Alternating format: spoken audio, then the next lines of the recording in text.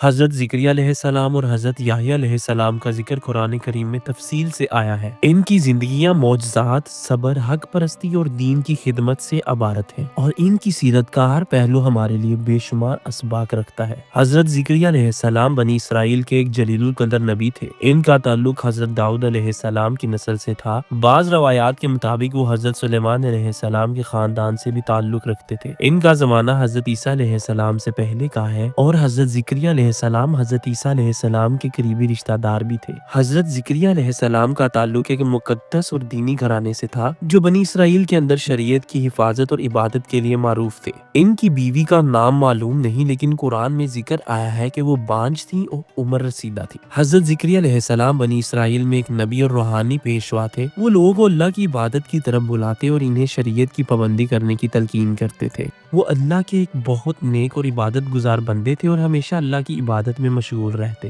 حضرت زکریا علیہ السلام بنی اسرائیل کے رہنما تھے اور لوگوں کو دین حق کی طرف بلاتے تھے اور بیت المقدس کے محافظین میں سے تھے اور وہاں کی عبادت اور قربانیوں کے انتظامات کو سنبھالتے تھے۔ وہ اللہ کے بہت زیادہ اطاعت گزار تھے اور ہمیشہ اپنے رب کو یاد کرتے تھے۔ بیت المقدس میں حضرت مریم علیہ السلام کی والدہ حضرت حنا نے اپنی بیٹی کو عبادت کے لیے وقف کر دیا تھا۔ بنی اسرائیل کے علماء نے قرعہ اندازی کی کہ حضرت مریم علیہ السلام کی پرورش کون کرے گا، تو اس قرعہ اندازی میں اللہ کے حکم سے حضرت زکریا علیہ السلام کا نام نکلا اور وہ حضرت مریم علیہ السلام کی کفالت کے ذمہ دار بن گئے۔ حضرت زکریا علیہ السلام نے حضرت مریم علیہ السلام کے لیے بیت المقدس میں ایک حجرہ بنایا اور ان کی ضروریات پوری کرتے۔ ایک دن حضرت زکریا علیہ السلام نے دیکھا کہ حضرت مریم علیہ السلام کے پاس غیر موسمی پھل موجود ہیں، تو حضرت زکریا علیہ السلام نے حیران ہو کر پوچھا، اے مریم، یہ تمہارے پاس کہاں سے آیا ہے؟ حضرت مریم علیہ السلام نے جواب دیا، یہ اللہ کی طرف سے ہے، بے شک اللہ جسے چاہے بے حساب رزق دیتا ہے۔ یہ واقعہ حضرت زکریا علیہ السلام کے دل میں مزید یقین پیدا کرنے کا سبب بنا کہ اللہ جو چاہے کر سکتا ہے، اور اسی لیے انہوں نے اللہ سے نیک اولاد کی دعا مانگی۔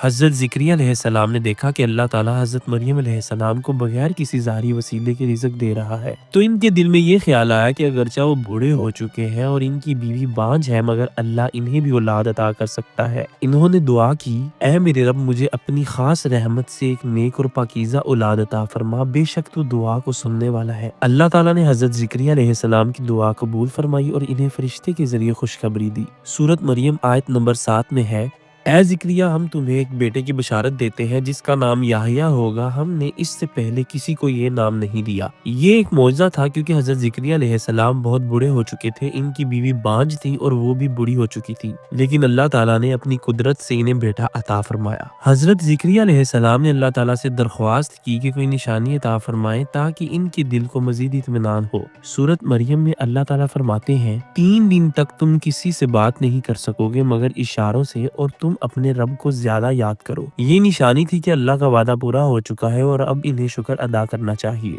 بنی اسرائیل میں کچھ نافرمان اور ظالم لوگ حضرت زکریا علیہ السلام کے دشمن ہو گئے۔ ایک روایت کے مطابق جب حضرت یحییٰ علیہ السلام کو شہید کیا گیا تو ظالم بادشاہ نے حضرت زکریا علیہ السلام کو بھی قتل کرنے کا حکم دیا۔ حضرت زکریا علیہ السلام ایک درخت میں جا کر چھپ گئے مگر دشمنوں نے درخت کو چیرا اور انہیں بھی قتل کر دیا۔ حضرت یحییٰ علیہ السلام کی پیدائش ایک معجزہ تھی کیونکہ ان کے والدین بوڑھے ہو چکے تھے۔ اللہ تعالیٰ نے حضرت یحییٰ علیہ السلام کو بچپن میں ہی حکمت عطا کر دی تھی۔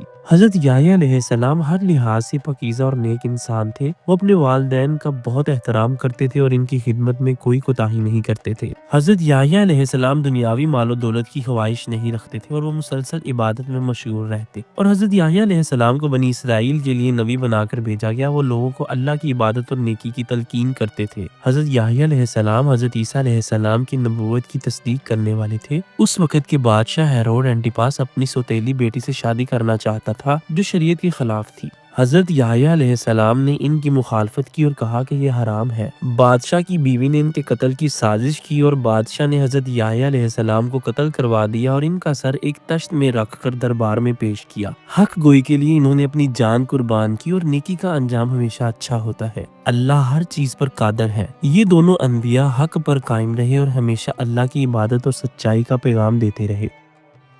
اسی طرح کی انفارمیٹیو ویڈیوز دیکھنے کے لیے ہمارے چینل کو لائک کریں، سبسکرائب کریں اور بیل آئیکن کا بٹن پریس کریں۔